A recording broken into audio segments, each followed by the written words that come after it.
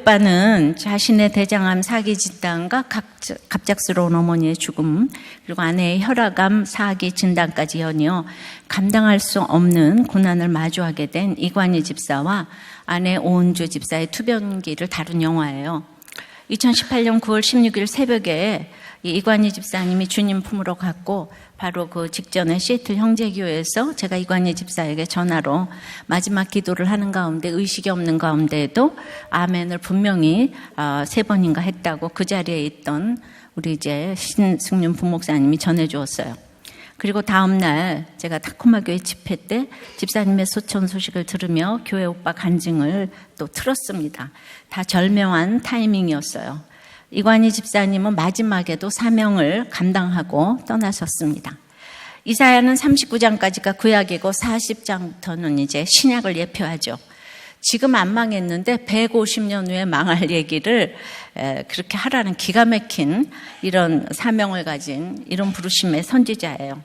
그리고 또 40장부터는 또 망하지도 회복하지도 않았는데 또 회복한다고 말하래요.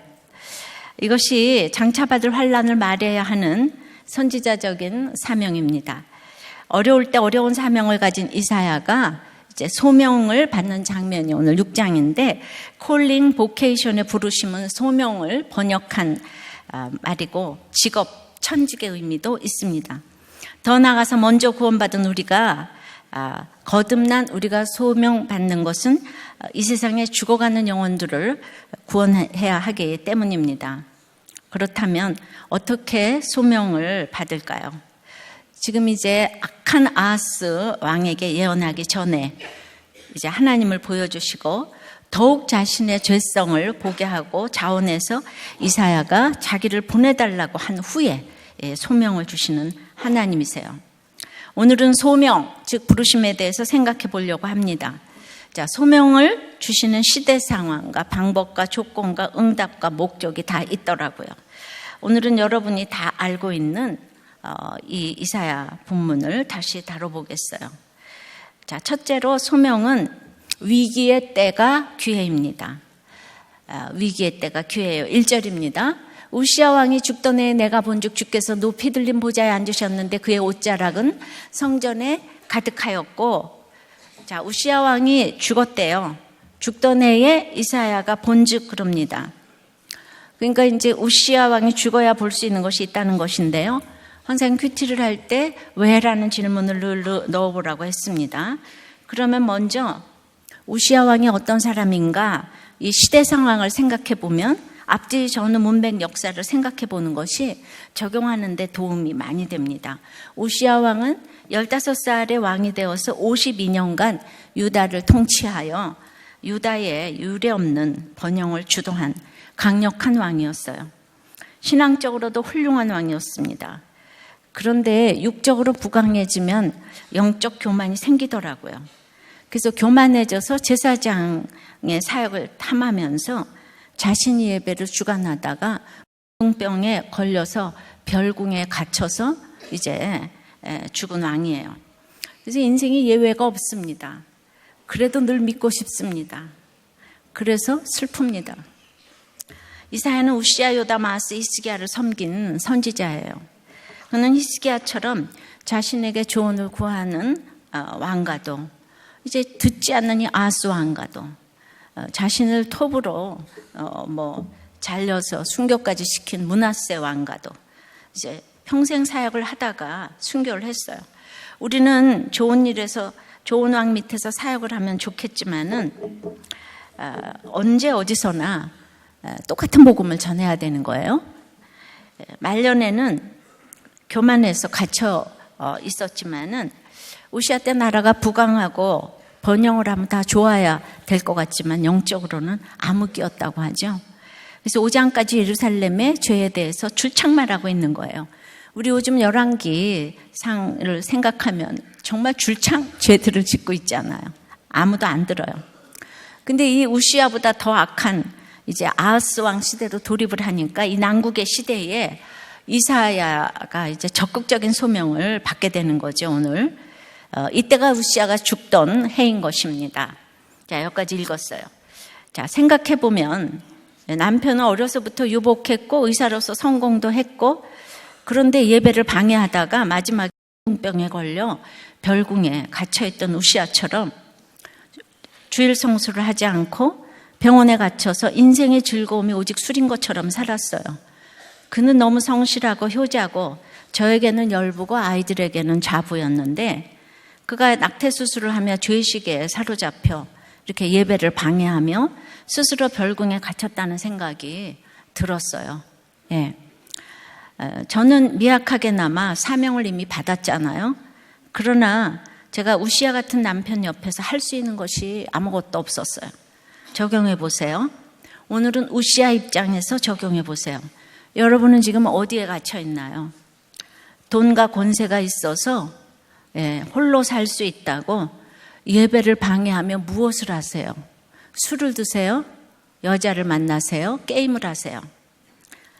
그런데 이사야가 무엇을 보았죠?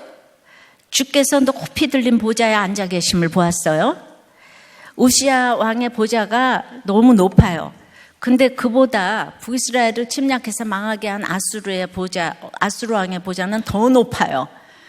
그런데 그보다 더 높이 들린 보좌에 앉아 계신 주님을 이제 본 거예요. 이사야는요, 1장에서 이미 소명을 받았어요. 그러나 머리로 소명을 받았어요. 그래서 이 계시를 알면서 계속 지금 이제 죄악을 통렬하게 지적을 했지만은 이제 여기서 우시아가 죽고 하나님의 그 높이 들린 보좌를 보니까 하나님의 옷자리 이렇게 가득하고 하나님의 영광이 충만하고 하나님의 연기가 충만한 것을 이제 6장에 와서 보게 됐어요. 그것이 이제 우시아 왕이 죽었기 때문이죠. 근데 그걸 또 어디에서 보았습니까? 국가적이나 개인적이나 위기에서 이리저리 뛰어다니는 게 아니라 바로 내가 엎드려 있는 이 성전에서 하나님을 본 거죠. 성전이 너무 중요합니다. 자, 말씀과 씨름하고 오래 인내하며 기도하고 회개하는 이런 성전에서 높이 들린 보좌를 봤죠. 그래서 참된 예배를 드리는 구조는 소명에서는 가장 중요합니다. 5장까지 보면 유다가 얼마나 이제 죄악에 찌들었는지를 보여주며, 그때까지 이사야도 훈련을 시키시고 때가 되니까 드디어 우시아를 데려가십니다. 그래서 병 걸린 우시아는 왜 빨리 데려가시지 이렇게 살려두시는가 하는 사람도 있지만 하나님의 때가 절대 있어요.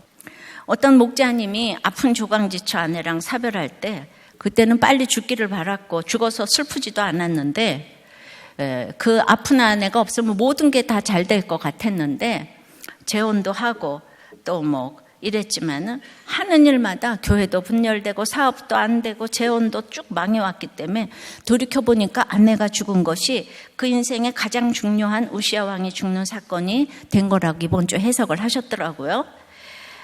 그러니까 제일 사랑하고 좋아서 우시아가 아니고 우리에게는 역할을 주시고 질서를 주셨어요. 그래서 훈련이 되기에 지나고 보니 아픈 아내였지만 조강지처가 진실한 동력자였다고 생각을 하게 된 것이죠. 그러니까 이것이 이제 인간이 보기에는 위기이나 여기에서 이제 소명을 받으면 위기를 기회로 바꾸시는 하나님의 역사를 볼 수가 있습니다. 1절을 이제 저한테 적용을 해보면, 제가 아무리 구원을 외쳐도 남편은 죽을 때까지 겉으로 저를 근사하게 포장해 줄 사람이기 때문에 우시아가 아무리 교만하고 제가 그 앞에서 아무리 비굴하게 살아도 내가 죽어야지 남편이 죽는 것은 제 각본에는 없던 일이었어요. 아무렴 제가 과부가 되어서 주애를 하고 싶겠어요? 그런 기도를 제가 어떻게 하겠습니까? 그러니까 그냥 저를 데려가라 그랬지. 참 차원이 다른 아픔입니다. 아이들도 남편이 힘들게 할 때는 같이 한편이 되는 게 있어요. 그러나 남편이 없으면 말로 표현 못하는 이 반쪽의 아픔이 있어요. 자녀를 과부가 되어 키우는 것보다는 아무리 힘들고 또 못난 남편이고 아버지고 그래도 그 아버지가 힘들게 해도 그것이 온 가족이 깨어있게 하는 비결이 돼요. 유경수 여사는 아들에게 호랑이 장목감을 만나는 것이 네 결혼 조건이라고 했대요. 인간이 노예 근성이 있어서 과부 엄마가 아무리 잔소리를 해도 무서운 아버지 한마디만 하면은 그 1000마디 잔소리하고 비교할 수 없는 권세가 있기에 학대를 통해서 깨어있게 되므로 그래서 훌륭한 아버지라고 하는 것이며 그래서 인생의 목적이 행복이 아니고 거룩인 것입니다. 지난주 김성우 목사가 남편 아들 버리고 나간 엄마 또 집 떠난 누나보다 그 힘든 아버지가 버리지 않고 같이 살아주었기에 육적으로는 비주얼을 영적으로는 우리 교회 목사가 되게 하셨죠. 그러니 그 아버지는 최고의 아버지로 상받아 마땅하십니다. 아무리 아름다워도 떠난 엄마가 엄마 교양 있고 아름다워도 떠난 엄마가 아들에게 무슨 상관입니까? 술 중독에 분노 조절이 안 되어도 그 아버지가 아들을 고아원에 버리지 않고 같이 살아주어서 애증이라도 애착의 형성이 됐기 때문에 그 아들이 아버지를 끝까지 이렇게 사랑하는 거예요. 그래서 김 목사가 꼬이지를 않았어요. 우시아가 살아있어서 김 목사를 깨어있게 한 거죠. 이제는 그 아버지 약재료까지 팔아먹고 있어요, 이제. 고난의 세월이 참 많은 날이 지난 것 같아도 얼마나 잠시입니까? 그래서 최고의 아버지예요. 그러니까 김 목사가 인생이 힘드니까 살아남으려고 방어 기제로 그 유머를 계속 이렇게 한 것 같아요. 유머가 발달했어요. 게다가 진짜 우리도 교회 목사까지 된 거는 난 인생 최고로 성공했다고 생각하는데요. 우리가 생각하기에도 돈 많고 잘해주는 아버지라면 지금 돈이 없어도 여자들과 어울리며 양다리도 아니고 3다리까지 걸치는데 생각만 해도 아찔하지 않아요? 그 아버지는 최고예요. 제가 편하라고 힘든 남편 데려간 게 아니고 이제 때가 되니까 소명받을 만하게 데려가셨어요.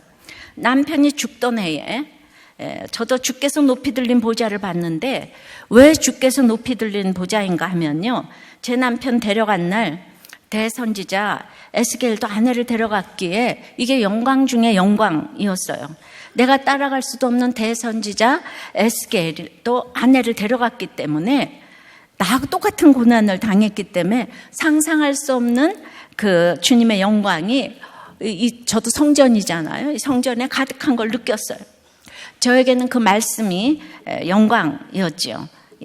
때마침 에스겔 말씀으로 큐티를 했는데 문자적으로도 너무도 정확하게 그날의 일과 후에 되어질 일들을 보여주시니 날마다 큐티를 통해 더욱 높이 들린 주님을 안 볼래야 안 볼 수가 없게 하셨어요.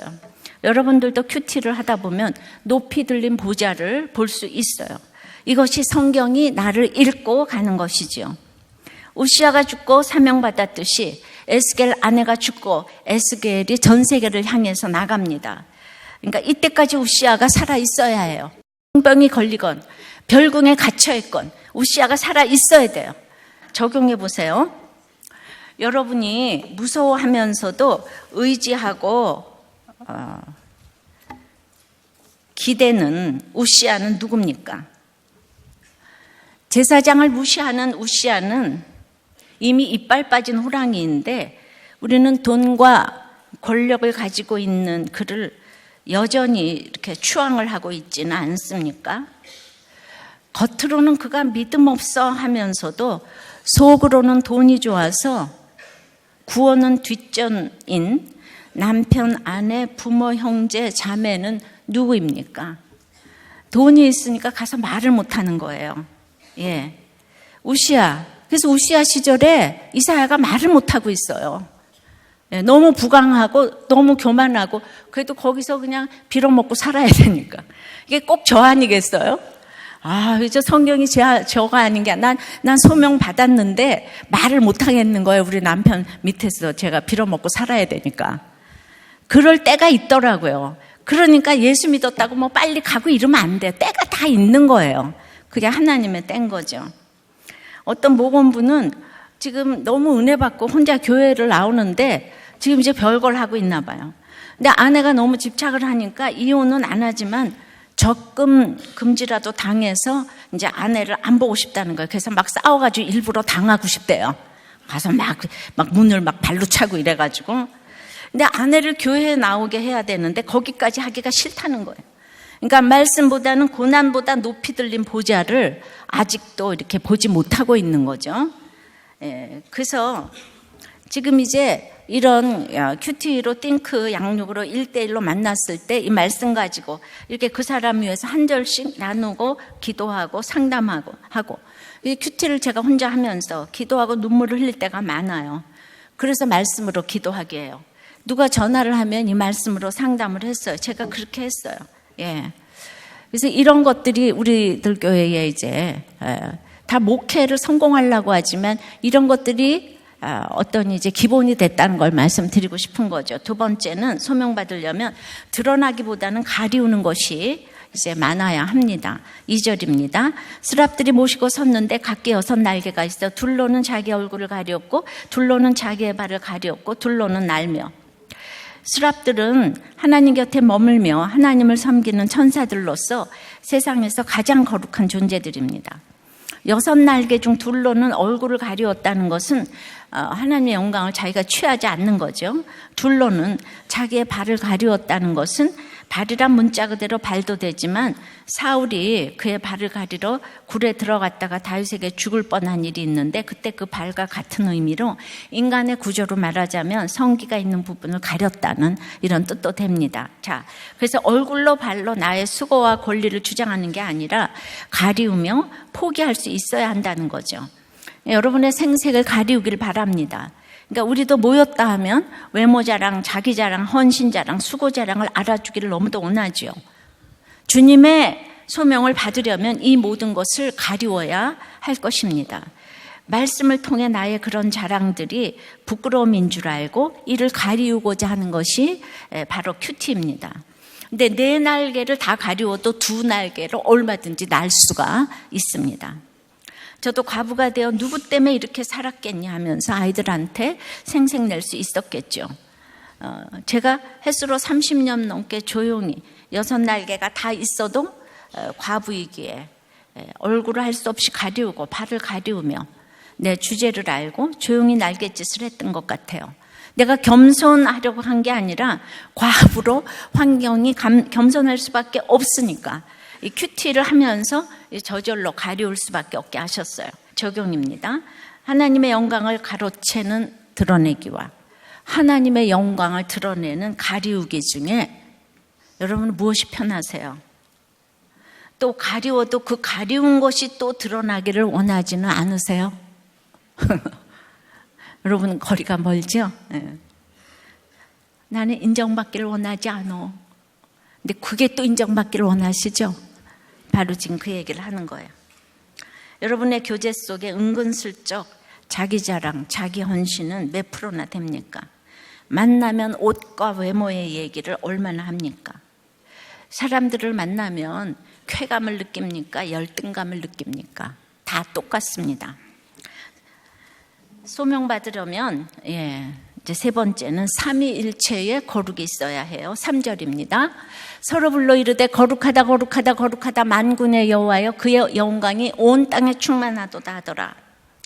거룩하다를 3번 반복한 것은 삼위일체 하나님을 찬양했기 때문이에요. 삼은 하나님의 수고 완전수예요. 하나님의 거룩함은 완전하다는 것이죠. 사명받으려면 제일 중요한 것이 구별된 거룩의 가치관을 가지고 가야 하는데 이사야에게 나타나신 하나님께서 천사를 통해 오직 너에게 필요한 것은 거룩이다. 거룩이다 말씀하고 계세요. 우리가 날마다 인생의 목적은 거룩이라고 하는 말이 이 말입니다. 그러니까 거룩하려면 죄 얘기를 해야 되는데 왜 죄 얘기만 하냐고 하는데 우리가 깨끗해야 그 위에 그림을 그리기 때문입니다. 삼위일체 설명을 잠깐 하면요. 성부 하나님의 숨겨진 경륜, 히든 윌 오브 갓의 뜻이 성자 하나님의 나타나심으로 그 경륜이 마리아 뱃속에 점 하나로 너무도 겸손하게 오셨어요. 그래서 가장 낮아진 바닥에서 하나님의 경륜을 이제 나타내고자 할 때 성령 하나님께서 효과적으로 도와주신다는 거예요. 이펙티브 파워로. 그러니까 이 삼위일체의 시작도 끝도 목적도 거룩인 거죠. 그럼 거룩하면 온 땅의 영광이 충만해요. 거룩한 믿음을 가진 사람들이 세상에서는 재미가 없을 것 같다고 하지만 하나님의 영광을 따라갈 자가 누가 있겠어요? 거룩하면 멋있어요. 부족해도 하나님의 영광이 온 땅에 또 저에게도 여러분에게도 충만하기를 기도합니다. 특히 만군의 여호와라는 성어는 하나님이 전쟁에 능숙하심을 강조하는 것으로서 어떤 전쟁에서도 그 누구도 하나님을 대적할 수 없다는 것을 상징합니다. 그러니까 저도 이 감춰진 하나님의 영광을 이제 걸레질로 낮아져서 알아가는데 성령님이 도와주셔서 결혼을 지킬 수 있게 하셨기 때문에 내 영혼이 하나님의 영광으로 충만해지는 것을 경험했죠. 성령 하나님이 도와주셨기에 죽지도 이혼하지도 않게 하셔서 지금 이렇게 대단한 하나님의 경륜이 나타나고 있지 않습니까? 근데 제가 처음부터 그걸 알아요? 모르지 않아요. 그죠? 그러니까 걸레질 할 때 죽고 싶지 않아요. 남편한테 매 맞으면 죽고 싶지 않아요. 너무 치사하잖아요. 그죠? 근데 지금 이런 하나님의 경륜을 성령 하나님이 조금씩 이펙티브 파워로 도와주셨다는 거죠, 저를. 그래서 죽지도 말고 이혼도 하지 않아야 된다는 거죠. 예. 그래서 이것이 바로 삼위일체 하나님의 사역이에요. 이거 진정한 거룩이에요. 그러니까 내가 거룩해서 거룩해지는 게 아니에요. 이 삼위일체 사역을 알고 내가 낮아져야 되는 거지. 여인의 뱃속에 점으로 들어간 예수님처럼 죽어지고 낮아져야 돼요. 이 하늘의 언어와 땅의 언어를 같이 써야 참 거룩이에요. 자, 용서는 최고의 복수입니다라는 현수막은 걸을 때부터 전화를 많이 받았어요. 이 말은 하늘의 언어와 땅의 언어를 같이 쓴 표입니다. 근데 어떻게 복수하기 위해 용서를 하는가라는 반문들을 하시는데 그래서 거슬린다고 하는 분들이 있더라고요. 그래서 설명을 제가 좀 하겠습니다. 우리 인생은 그렇게 거룩하지 않아요. 우리는 100% 죄인이잖아요. 모두가 복수를 꿈꾸며 전쟁을 하죠. 우리나라 민족성이 백의의 민족 같아서 착해 보이지만 아주 전투적이라고 이렇게 기독총장 포럼에서 이제 들었다고 그랬어요. 그러니까 이기고 이겨야 하기 때문에 부부간에도 이겨야 되니까 이혼율, 회사에서도 이겨야 되니까 자살률 1, 2위를 다투는 거 아시죠? 그러니까 외도한 남편, 아내, 속인 동업자 등등 때문에 그냥 다들 복수는 나의 힘이라고 외치고 있죠. 그런데 그 복수를 멈추고 사건 속에 감추어진 하나님의 경륜을 성자 하나님이신 예수님의 십자가의 낮아지면 성령 하나님이 효과적으로 도와주셔서 드디어 용서를 하게 하시니 우리도 꽤 청년 장년들이 이혼도 안 하고 자살도 안 하게 된 것을 알고 계시잖아요. 그죠? 십자가 없이 용서하는 것은 얼마 못 가지요. 거룩하다고 거룩만 외치면 거룩해지는 것이 아니죠. 악하고 음란한 이 세상에서 애통절통하며 십자가를 길러 놓아야 거룩해지는 거예요. 용서는 최고의 사랑이죠. 그런데 복수라는 감정을 겪지 않으면 십자가에 달려본 일이 없어서 십자가가 이해가 안 되고 이 용서가 사랑으로 금세 갈 수 있는 것이 아니더라고요. 그러니까 밀양에서 이런 과정을 거치지 않은 전도연이 용서한다고 했지만 십자가의 용서가 아니었죠. 그 다음에 용서를 한 그 살인자는 하나님 믿었다고. 그 사람은 또 하늘의 언어만 써서 땅의 언어를 쓰지 못하니까 이 또 전도연을 설득시키지 못한 거예요. 둘 다 그런 하늘과 땅의 언어를 쓸 줄 모르는 거예요. 또 완전한 용서가 아니었어요. 사람들을 주께 인도하려면 하늘의 언어를 땅의 언어로 풀어내야 하는 거예요.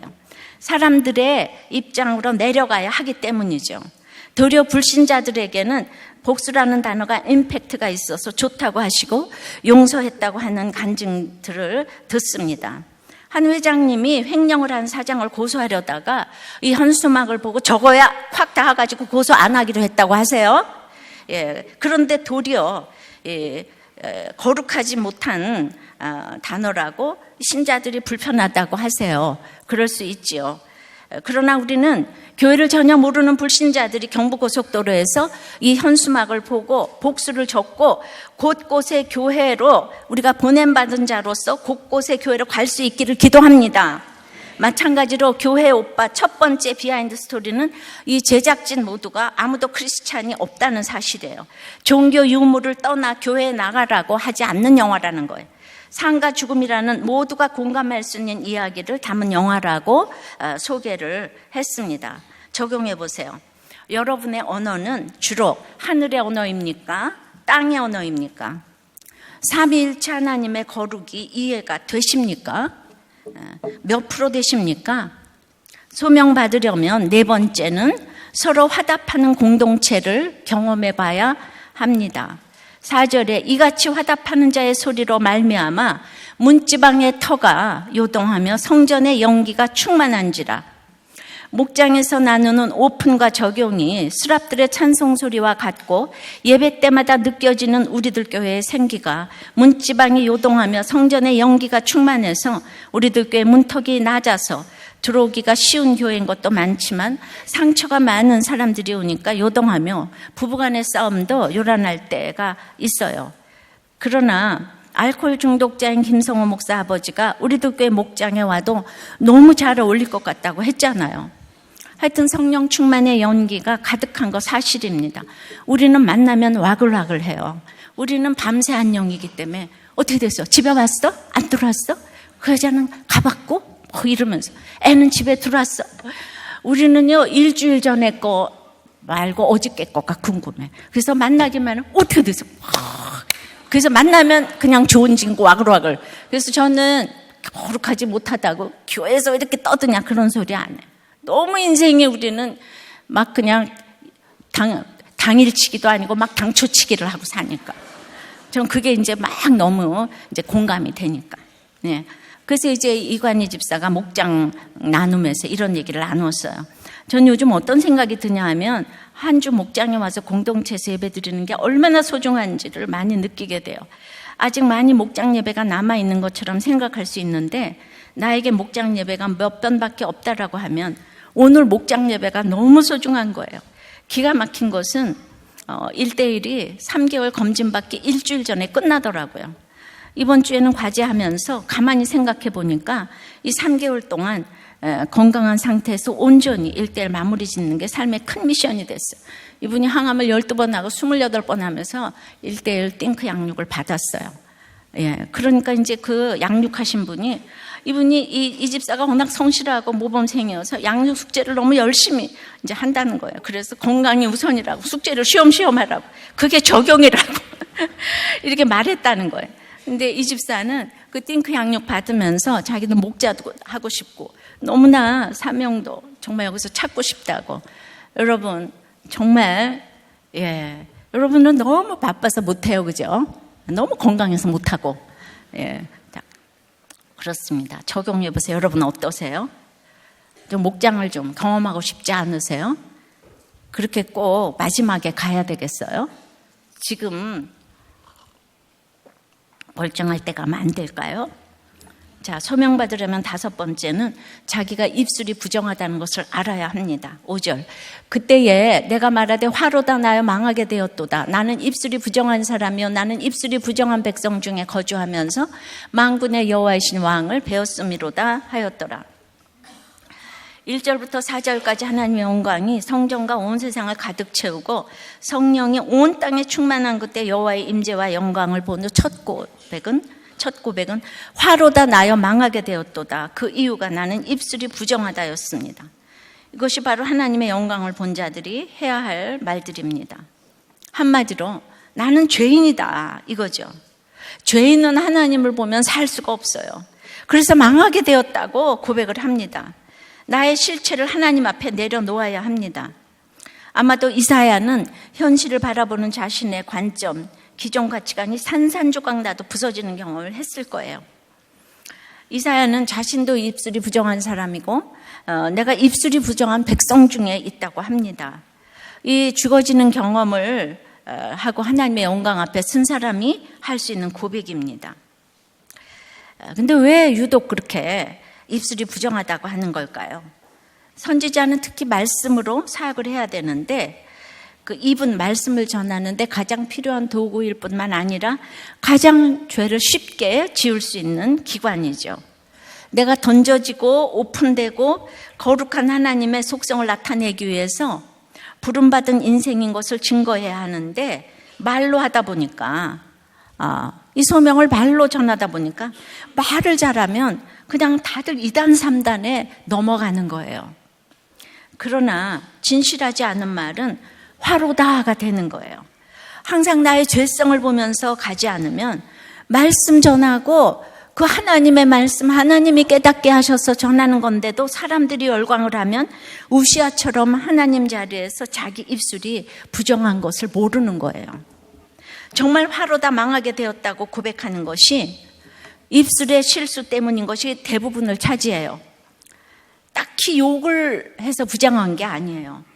어떤 사람이 너무 세상적이라 그 사람을 위해 믿음으로 이제 애통한다고 하면은 욕하는 것으로 듣고 그 사람이 어때서 너만 믿음 좋냐? 그것도 입술이 부정한 거고요. 큐티도 잘하고 자기 죄를 잘 보니까 잘 본다고 칭찬을 하면 큐티만 하면 뭐해? 살림을 잘해야지. 이것도 다 부정한 거예요. 핀트 안 맞는 꾸중과 칭찬을 이거 다 부정한 입술이에요. 소명을 받으려면 입술이 거의 다라고 해도 과언이 아닙니다. 목장에서 우리는 목사님들도 목원으로 이제 시작을 하잖아요. 이 목원님 부목사님 보고 이제 목자가 아내를 사랑하냐고 했더니 대답을 금세 못하고 주님의 이름으로 사랑합니다. 그래서 이제 또 아내가 예쁘냐고 그랬더니 대답을 못하고 마음씨가 예쁩니다. 또 솔직하답시고 10년 동안 당신 입은 옷이 단 한 번도 마음에 든 적이 없다고 이제 한 거예요. 이러니까 아내가 상처를 받는 게 당연한데 아내가 목장에서 이런 나눔을 이렇게 받아내니까 진짜 우리들 교회 와서 이런 얘기를 목장에서 이렇게 자유롭게 하는 거예요. 이런 얘기를 안 하니까 다 병이 되는 거예요. 그래서 제가 그 목장 보고서를 읽고 어떻게 강의 배 밖으로 나와서 그런 나눔을 하냐고 했더니 내가 아내 팔아가지고 설교해서 성공 좀 하려고 그래요. 그래서 화로다 망하게 되었도다 부정한 입술이요. 제가 그랬더니만 하나님은 목사님 다리에 핀 수출돼가지고 다리를 분지르셨어요. 자, 그러면서 저도 입술이 부정해서 뭐 저는 몰라. 뭐 그런 게 있어요. 아닌 것 같으면서 다 드러냈어, 그죠? 누구라고 말은 안 하고 다 드러냈어. 이런 것이 부정한 입술이라고 내가 말하고 싶은 거예요. 적용해 보세요. 화로다 망하게 되었다고 나는 입술이 부정한 자라고 구체적으로 고백하고 있습니까? 그러니까 날마다 생각도 하기 싫으면 칭찬만 해요. 그럼 조금 알면 비판만 해요. 그러니까 여러분들은 생각하기 싫으면 맨날 칭찬해요. 조금 알면 비판해요. 여러분 어디에 속해 있어요? 자, 제가 설교를 안 하고 이런 식으로 큐티를 하고 소그룹 모임을 그렇게 이제 교회 개척하기 전에 20년 했잖아요. 그죠? 그렇게 해서 사람들의 이런저런 이야기를 듣다 보니까 제가 체울이 되어서 눈물이 나는 거예요. 설교한 게 아니고 잘 들어주었어요. 누구도 나에게 설교 들으러 오는 사람 없어요. 그렇다고 말씀이 없는 게 아니라 이렇게 말씀에 의거해서 그때는 이렇게 제목 정하지 않고 한 절 한 절, 1절 다음에 2절, 2절 다음에 3절 이렇게 했죠. 말씀에 의거해서. 지금도 그러고 싶은데 여러분들이 너무 실력이 없어서 할 수 없이 제목을 주는 거예요. 나는 이거를 한 절 한 절 읽으면 다 못 알아먹더라고요. 그래서 정말 이 제목 주느라고 내가 머리가 정말 어떻게 되려고 그래요. 예. 그런데 그 한 절 한 절 말씀 통해 내 얘기를 하면 상대도 자기 얘기를 하는 거예요. 그러니까 내가 설교한 것도 아닌데 이렇게 그냥 했더니만 자꾸 데리고 오니까 오늘 이렇게 모였어요. 저 목회도 다 마찬가지라고 생각해요. 목회하려고 한 게 아니고 그냥 말씀 읽고 좋아서 깨닫고 나누고 기도하고 이사야의 고백이 이런 나의 고백이 돼야 돼요. 화로다 망하게 되었도다. 입술이 부정하다. 그래서 그렇게 말을 하면 이제 이 시대를 품고 가야 합니다. 6번째는 핀수추로 죄사함의 은총을 경험해야 합니다. 6절 7절이에요. 그때 그 수랍 중에 하나가 부젓가락으로 제단에서 집은 바 핀숯을 손에 가지고 내게로 날아와서 그것을 내 입술에 대며 이르되 보라 이것이 내 입에 닿았으니 네 악이 제하여졌고 네 죄가 사하여졌느니라 하더라. 이사야가 자신이 망하게 되었다고 입술이 부정하다고 했을 때 하나님은 그 고백을 들으시고 입술을 제단에서 집은 바 숯불로써 거룩하고 깨끗하게 해주셨어요. 먼저 죄를 고백해야 하나님이 우리 죄를 사해 주십니다. 그러나 핀숯을 갖다 댔다니 얼마나 아픕니까? 입술이 가장 예민하고 얇은 부분인데 그냥 숯도 아니고 핀숯을 갖다 대야지만 정말 그 정도나 돼야 말조심이 되는 거예요. 소명은 자나깨나 말조심, 꺼진 불이 아니고 꺼진 말도 다시 보자. 그 정도로 말조심을 해야 되는 거예요. 소명의 아주 절대적인 적용은 말조심인 거예요. 이것이 죄를 용서받은 경험을 갖지 않고서는 말조심하기가 어렵습니다. 내가 완전해서가 아니라 날마다 내가 입술이 부정하다가 고백할 때 굉장히 아파요. 고름을 터뜨려 수술해야 하니 너무나 부끄럽고 수치스럽고, 그런데 그 과정을 거치면 수술이 되어서 새살이 돋는 거예요. 제단에서 나온 핀수치니까 말씀에 불러 처방하고 처방받는 것이 너무 아파요. 네 죄가 사해졌다는 말씀에 드디어 이 처방을 잘 받으니까 하나님의 처방으로 핀수술 갖다 댔잖아요. 너무 아프잖아요. 근데 그거를 맞습니다 하니까 이사야에게 생기가 들어가기 시작하죠. 그러니까 날마다 하나님으로부터 사죄 선언을 들어야 해요. 정죄의 마음이 아니라 회개의 마음은 인간 최고의 감정이라고 했잖아요. 미움도 슬픔도 아름다움도 아니고 회개가 최고의 감정이기 때문에 제가 눈물을 흘리지만 얼마나 많이 누리는지 모릅니다. 적용해 보세요. 말 조심하라고 입술에 댄 이 핀수치 있습니까? 쉽게 적용하면 지금 목장에서 처방을 받으면 감사합니까? 기분이 나쁩니까? 믿음의 분량이 하나가 되지 않으면 너무 기분 나쁜 거예요. 인간은 지옥 뿌리에서 올라온 자존적인 교만이 있기 때문에 나보고 틀렸다 그러면 너무너무 기분이 나쁜 거예요. 근데 핀수치니까 얼마나 아프겠어요. 이해가 됩니다. 그래도 지금 이제 그 목자가 일부러 그런 건 아니고 그 사람 분량으로 내려가서 땅의 언어를 쓰지 못했기 때문에 그런 거지 미워서 그런 게 아니에요. 정말 위에서 얘기를 해줬지만 아까도 이렇게 설명을 못 해주는 거예요. 그 살인자가 전도연에게 설명을 잘 못 해주는 거예요. 나 혼자 용서받았다고 이러면서 그 사람을 염장을 지르잖아요. 그죠? 그래서 이 정말 하늘의 언어, 땅의 언어를 정말 그 사람 분량에 맞게 잘 써야 되는 거예요. 그렇지만은 기분 나빠하지 마세요. 우리도 꽤 목자들이 그렇게 이해타산 가진 사람은 없거든요. 자, 7번째는 주의 목소리를 들어야 합니다. 이거는 이제 부르심으로 인한 자원함이 돼야 된다는 뜻이에요. 8절입니다. 내가 또 주의 목소리를 들은 즉 이르시되 내가 누구를 보내면 누가 우리를 위하여 갈고 그때 내가 가로되 내가 여기 있나이다 나를 보내소서. 이사야가 죄를 고백하고 사죄받은 다음에야 소명을 주십니다. 순서가 바뀌지 말아야 합니다. 하나님이 마치 혼잣말로 탄식하듯이 누가 우리를 위하여 갈고 하시자마자 화로 다 망하게 되었다던 이사야는 주의 목소리를 예민하게 드러냈어요. 주님이 뭘 원하시는지 딱 알았어요. 그래서 내가 여기 있나이다. 나를 보내소서. 이사야의 반응이 달라진 거예요. 다른 선지자들이 하나님께 부르심 받고 처음엔 안 가겠다고 주저하고 거절한 것에 비해 그는 이미 사역을 시작했지만 회개의 은총을 경험함으로 선지자 사역에 적극적인 자세를 취하고 긍정적인 언어를 사용하게 되는 거죠. 그러니까 주의 목소리가 들리는 그때 하나님께 내가 여기 있나이다 해야지. 처음부터 난 아닙니다. 와. 내가 가겠습니다. 나는 믿습니다. 잘 될 줄 믿습니다. 하는 사람은 누가 믿음이 좋아 보입니까? 금세 열심인 사람이 좋아 보이겠죠. 그러나 주의 목소리를 듣고 나서 부르심으로 인한 자원함이 주님이 쓰시는 사명자가 되는 길입니다. 적용해 보세요. 이 소명을 받기 위해서 우시아가 죽어야 하고 높이 들린 주의 보좌를 봐야 하며 입술에 핀수치를 대야 하며 사죄의 은총을 경험하고 주의 목소리가 들려야 소명을 받습니다. 나는 어느 순서에 있습니까? 다시 해줄게요. 소명을 받기 위해 우시아가 죽어야 하고 높이 들린 주님의 보좌를 봐야 하며 입술에 핀수치를 대야 하며 사죄의 은총을 경험하고 주의 목소리가 들려야 소명을 받는 거예요. 나는 어떤 순서에 있습니까? 우리 모두 제대로 성경대로 인내하며 주의 목소리를 들었으면 좋겠습니까? 여러분은 정말 부르심입니까? 자원함입니까? 부르심으로 인한 자원함입니까? 이사야는 이미 소명을 받았다 그랬잖아요.